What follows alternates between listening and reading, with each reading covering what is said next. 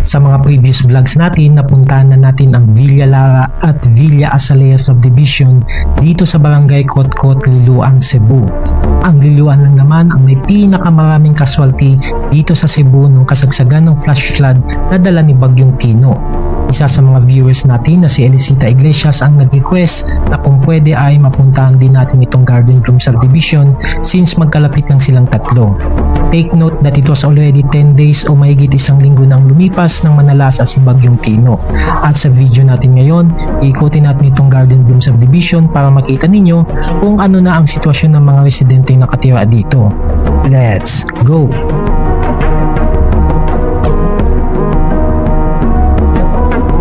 Sa tingin nyo ma'am, ano yung reason? Bakit for how many years ngayon lang nagkaroon ng malaking baha?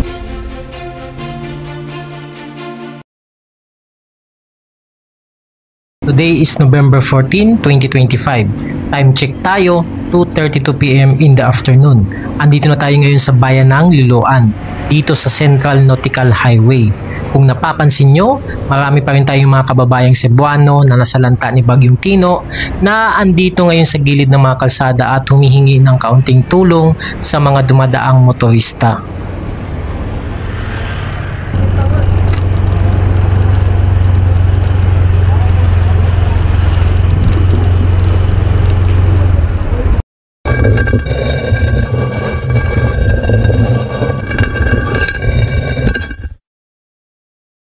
So far, nalinis naman na yung gitna ng kalsada. Pero syempre yung mga nabahang gamit nila, nandito pa din sa gilid nila tinambak.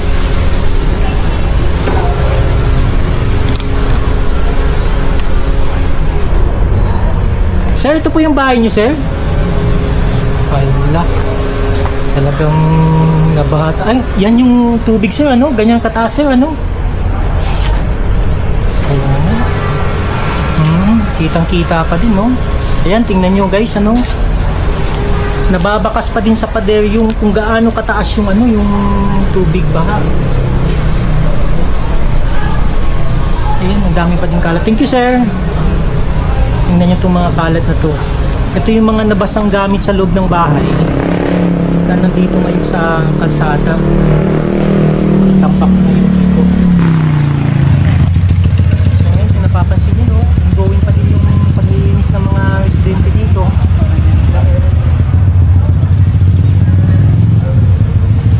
Wala na, sayang. Honda Civic ito. Honda Civic nga. Ayan, tingnan nyo yun, oh. May sumiksik pa doon na sasakyan, MG. Ito MG5, kulay puti. Oh, ito yung bahay.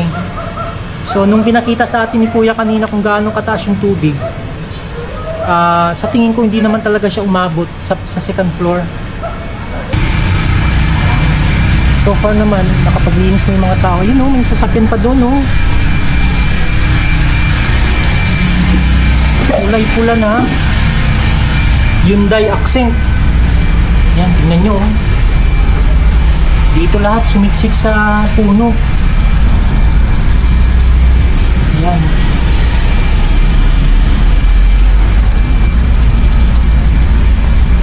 Ang dami pala. Yan, tingnan nyo. So, itong mga sasakyan na to, nang natangay ng tubig to, kasi ang bahay dito guys, ano kung napansin nyo, may gap siya. So, hindi siya isang parang row house, kundi parang ano siya, single detached. Kung saan yung mga gap na ito, dito sumiksik yung mga ano, yung mga sasakyan. Ayan, no?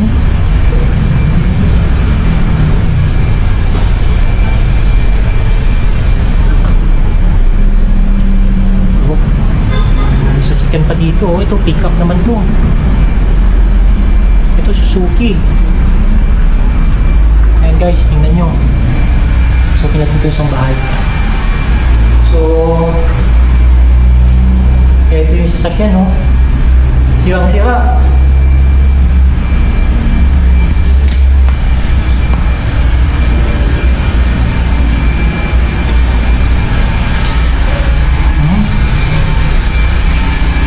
Ayan. Putik na putik. Eto pang malupit. Sa harap mismo ng bahay, tumigil tong mga nadalang sasakyan na to. Ayan o.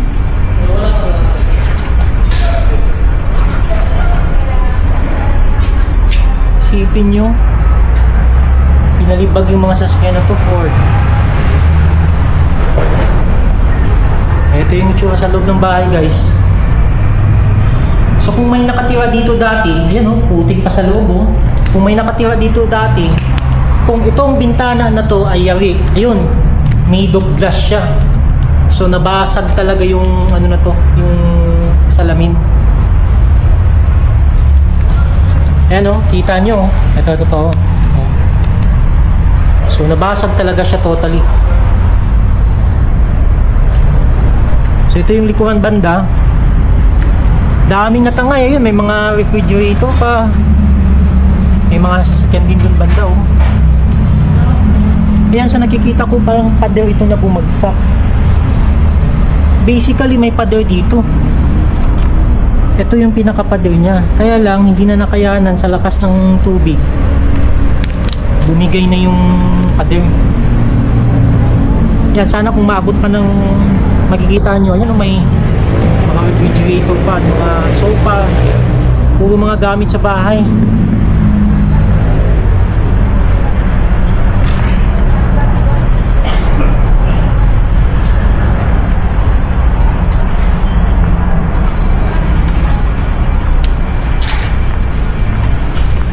So advantage talaga yung may mga second floor kasi kahit pa paano maiangat pa nila yung mga gamit nila sa taas para hindi maabutan ng tubig ba. Pero dito banda, ano na, talagang grabe yung baho sa area na to. So, parang rotonda ito dito, guys. Yan, may mga lalakal yata ito. Yan, putik na naman, no choice tayo kung didaanan natin to. Makikita natin yung buong sitwasyon. Yeah.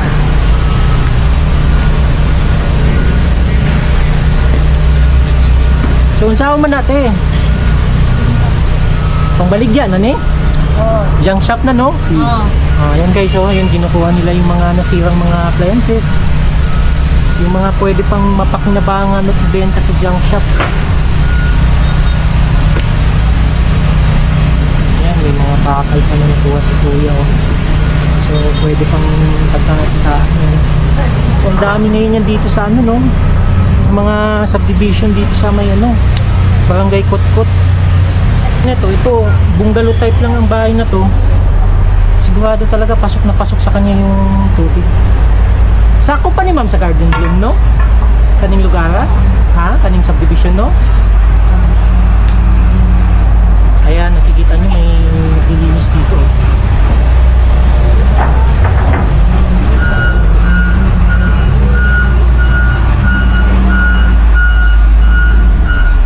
Yan na yung nagtutulak ngayon ng, ano, ng mga basura dito na dilinis. Parang, ano yata ito, no? Gamit ng sundalo. Yung equipment na yun.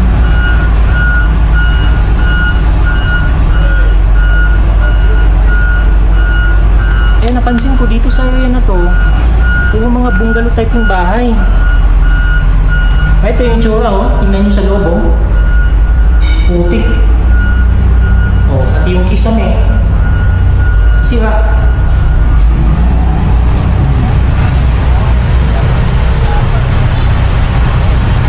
And andito na naman tayo ngayon sa putikan, guys. So ito na yung sinasabi ko eh. Ayan, putik pa din. Papunta doon. So yung equipment na nakikita natin naglilinis kanina, sa army pala yun. Ayun, oh. May dump truck ng army.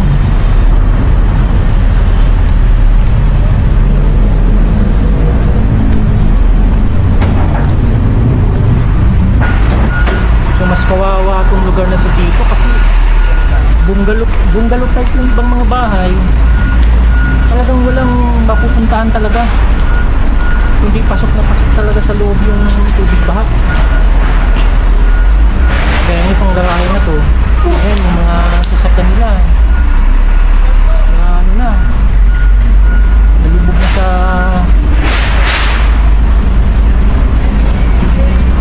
putik. Oh, tingnan nyo itong sasakyan na to, Toyota Race. Nakasampa na ngayon sa gate ng bahay.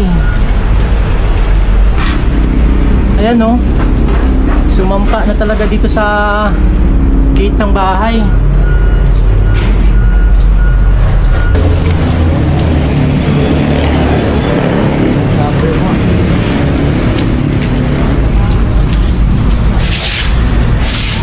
Ayan yung mga aso, nasa bubong na ng bahay oh.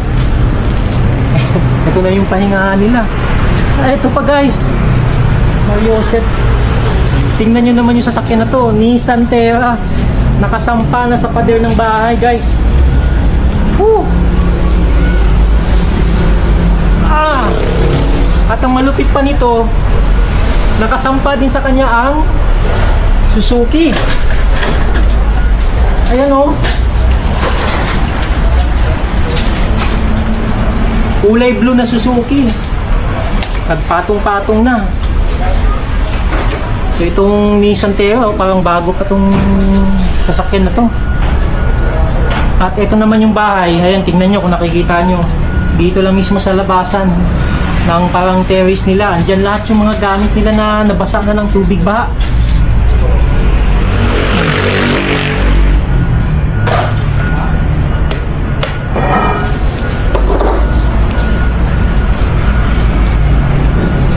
Hello ma'am, good afternoon. Taga dito po kayo ma'am? Just helping out. Just helping out. Okay. Helping po a friend na maglinis po ng bahay. Kasama sa church. Sa church po. Good. MCG. Ayun, tingnan nyo yun. Ito lang yung first time na ako nakakita ng isang religious group na tumutulong ngayon dito sa paglilinis ng bahay sa ka-churchmate nila. Ang bait naman nila. Thank you po, sir, ma'am. Yan guys, pakita ko sa inyo, may lusutan na dito sa gilid ng kalsada na to. Ma'am, tanong ko lang, dati may pader ba dyan nakaharang? Ayan, so sabi niyo ma'am, may pader daw dito nakaharang. Sira ng tubig. Kaya lang nasira na ng tubig. So, ang nangyari dito, dumaan yung tubig, iba yung pader, ayan, ay nanaalit sa mga dito. Ito na yung pinaka-main highway, ano? Dito na yung, ano, dumadaan yung mga sasakyan. Medyo amoy mabaho yung, ano, siguro may mga patay na hayop. Ito yung mga magiging natin sundalo guys na tumutulong sa paglilinis dito sa loob ng subdivision. At dito yung mga heavy equipment nila na ginagamit nila sa paglilinis.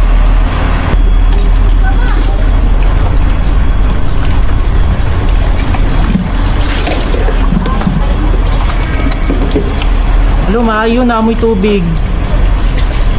Sagi ka ng tubig. Sa gripo na siya, ma'am? Dili pa man. Asa man nagikan? Gani. Ano to? Gripo bito na. Agripo na. Sa gripo na. Agripo na. Pero wala kay kuryente dire. Wala pa sir. So ayan ano, sabi ni ate, good news naman at kahit paano may lumalabas na tubig na sa gripo nila. Pero hanggang ngayon ay wala pa rin kuryente dito sa lugar na to. Yan guys, ano, tulong-tulong na yung mga residente dito sa paglilinis sa putik. At sa tulong na rin ng mga kasundaluhan natin, napakalaking bagay ito para mapabilis yung paglilinis ng ano, ng subdivision.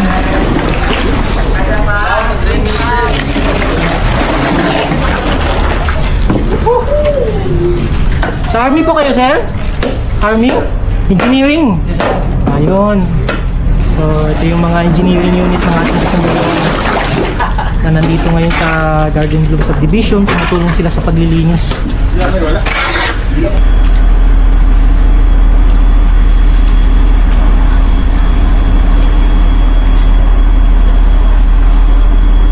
So, doon Doon lang pala sa may bandang bukana yung ano, yung medyo malinis tingnan. Pero dito sa may loob-looban na banda, talagang sobrang kalat pa din. Hindi pa rin tatanggal yung mga putik. Good afternoon po. Ayan. Pero nakita ko ma'am, nandyan na yung equipment ng mga sundalo. Sana nga po, maano na rito. Oo. Kaso, alas 5 na rin eh. Oo, baka bukas na yun sila ulit magano, no? Ewan ko kasi ngayon lang schedule nila. Ewan ko baka balikan nila ito bukas. So guys, ito yung pinakagrabing street dito na nakita ko hanggang dun sa dulo, oh.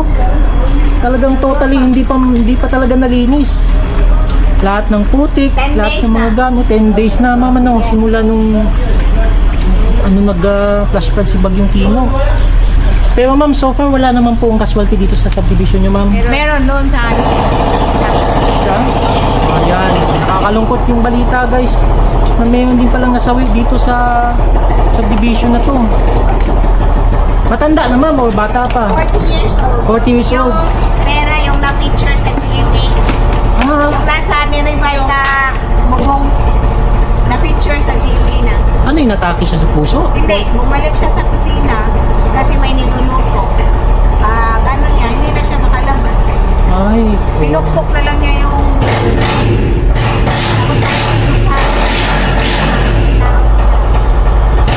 ikaw na siya na-trap sa kusina. Wala na. Wala na.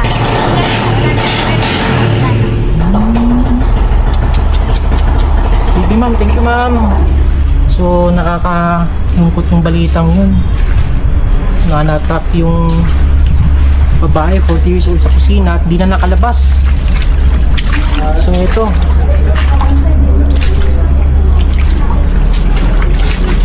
So halos lahat ng nabang subdivision ay ganito yung itsura. Kaya kailangan talaga nila dito ng mga equipment para mabilis ang pagtanggal ng mga putik na to. Kasi mahirapan sila sa paglilinis dito kung wala silang mga gamit.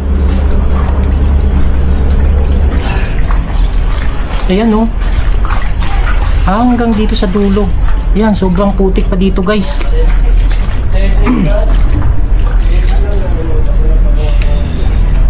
Ayan, pati yung mga gamit sa loob ng bahay, mga refrigerator, lahat. Ito yung motor, naku, nabasaan na rin ng ano to, ng tubig baha. Kaya pahirapan na kung bago mapagana yan. Sa tingin nyo ma'am, ano yung reason? Bakit for how many years ngayon lang nagkaroon ng malaking baha? May dam daw na bumigay dun sa ano, Dam? sa itaas. Reservoir. So, may Tapos dam isa na din bumigay. yung bundok na quarry. Yung kalbo na siya. Lahat ng bundok dito, wala na. Parang kalbo na siya. Bakit sila naman pumayag na magkwari mga Kaya yan? alam mo naman, pag ganyan eh, pera-pera eh. From top to down yun eh. Ay, ang mahirap kasi dyan, yung nasa baba ng mga tao mahihirap, yun yung lalong naghihirap. Tama. Sige ma'am, thank you. So, ayan guys, ano. So, mangyayari ngayon, pag nagkaroon ng bagyo ulit, ang mga matitirang residente dito, mag-evacuate na lang kaagad bago dumating yung bagyo. Kumbaga maging typhoon ready na lang talaga sila. Yun na lang ang pinaka-the best na solusyon at hindi naman nila pwedeng iwanan tong property nila dito. Ayan o, tingnan nyo yung sandal ko. Putik na putik na. Pag hindi ka pa nag-subscribe, pipitikin ko na talaga yung itlog mo. Joke lang.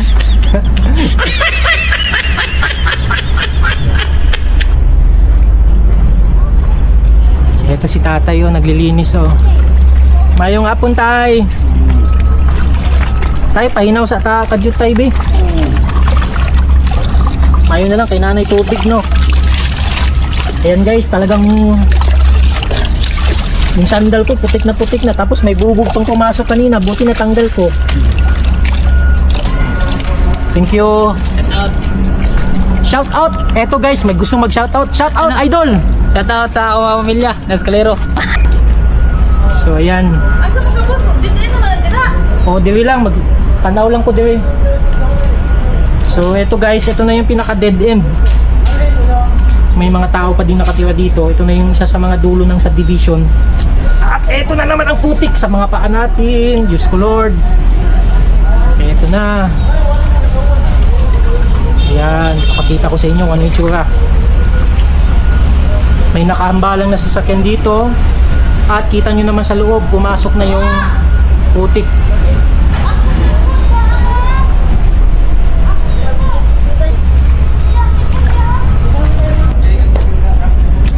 Kuan ba, sana may tumulong sa kanila na maglinis kasi wala kasing pumapasok na maglinis kasi. May nakita na ako dun bandati. Banda pa dong na dre. Oo, yung mga sundalo doon, may dala silang equipment. Mayun ta, oy, police sir, oy, kay luoy jud kayo.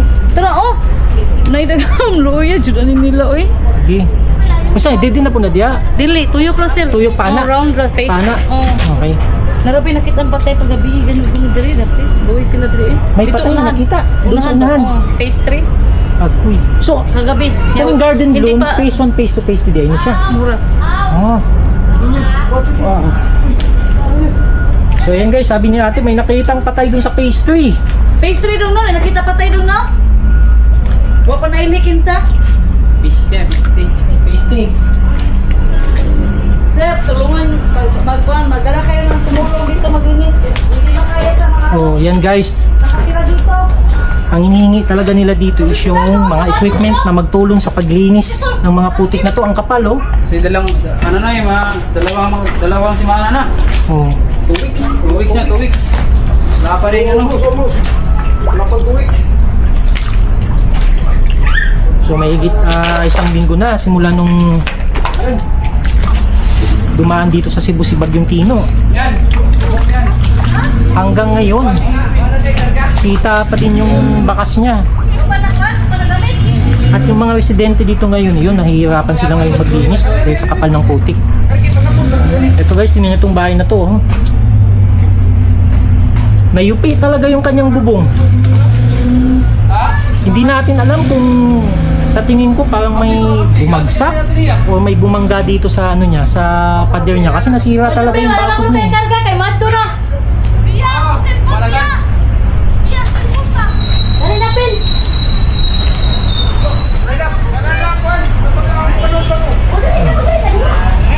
Malasan na, ipundok na lang yung balik.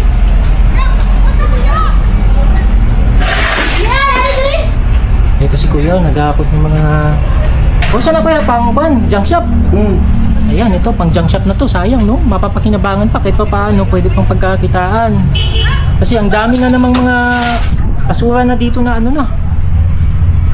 Natangay na ng ba. Especially yung mga gamit sa loob ng bahay na pwede pang ibenta. Mga rice cooker, washing machine. Yan, ito yung kinukuha ngayon ni na Kuya. Ayan, may mga dumbbell pa. Yung mga dumbbell, mabibigat yan. Bakal na bakal talaga pangbenta sa mga junk shop. Marami ka box, ipundok sa lang yung pambalik ko lang. Dumidilim na naman ulit yung langit. At baka nga mamaya-maya konti ay ulan na naman to. At pag naabutan na naman tayo ng ulan, obviously mangyayari, mababasa tayo.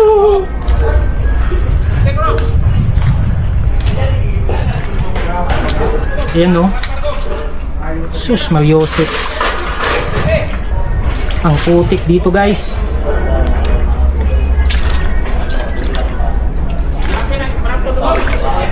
Putik ba?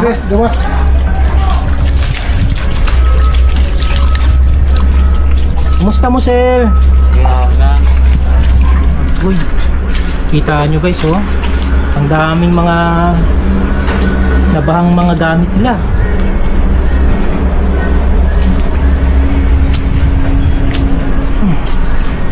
So ang lawak din pala nitong garden bloom na to. Akala ko maliit lang. Kanina pa tayo nag-ikot-ikot oh. Grabe, kapal na talaga ng putik dito guys. Pag nadulas tayo dito, good luck. Sira ang ating camera. Oh, dead din na to. Ayan, pakita ko lang sa inyo itong mga sasakyan na to dito na natangay din ng ano, ng baha. Yung Hilux. At ito naman Corolla Altis. Balik na tayo guys kasi wala na, dead na eh. At next natin ngayon is magpapalipad na tayo ng drone. Galing tayo doon kanina, ito, diretsuhin naman natin ito kasada na to.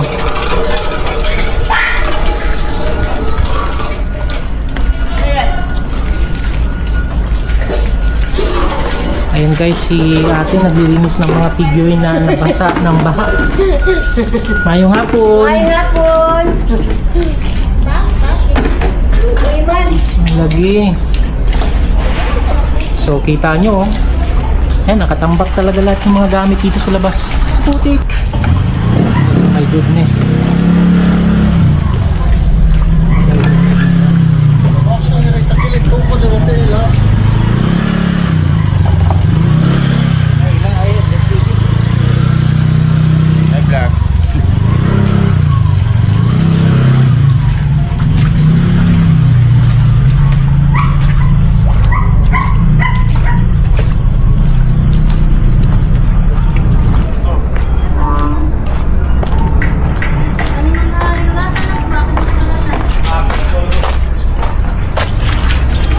Agoy. Wala na dalan din eh, pagawas? Wala. Asang dalan pagawas? Pwede na kami yan, straight. Kung di ako magi, Straight ka, na right. sa right pa na. Ikabuti mo ito na high crossing. Right. Okay. Thank you. So full eh. Kaya tingnan nyo guys sa dulo, oh. May nakasabit pang sasakyan na kulay puti. Yan oh. Ah, grabe yung puti.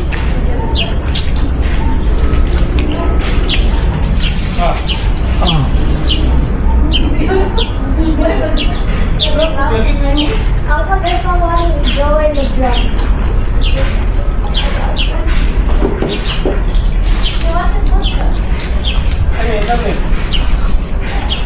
Oh my God.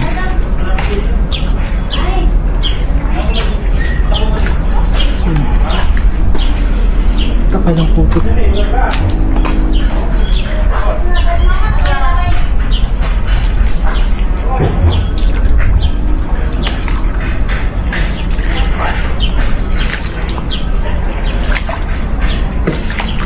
So ganito pa din yung tsura dito. Oh my God. So ito yung rotonda kanina. Doon tayo umikot pa ganun. Papunta dito. Sa ngayon naman, ito naman ikutan natin ngayon. May sasakyang nakahambalang dito. At ito ay Nissan. Yan.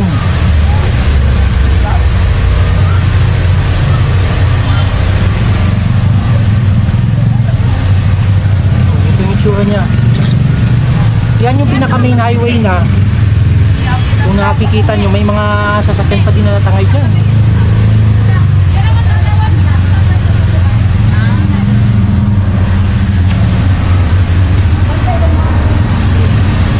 Ito naman yung pickup. Ayan oh, basag talaga yung salamin niya sa lakas ng impact ng baha. Ayan, tingnan nyo sa loob. Ayan. Tapos yung bubong niya, mayupi yata yung bubong.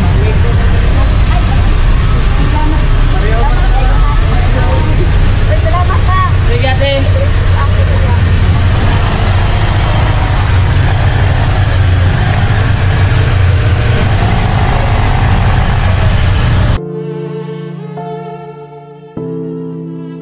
Kung umabot ka sa dulo ng video natin ito, thank you very much. Please pray for the recovery of Cebu, especially those who became the victims of the earthquake and the recent Typhoon Tino. Hanggang dito na lang muna tayo ulit mga ka-wonder. Kita-kits na lang tayo sa mga susunod pa nating videos.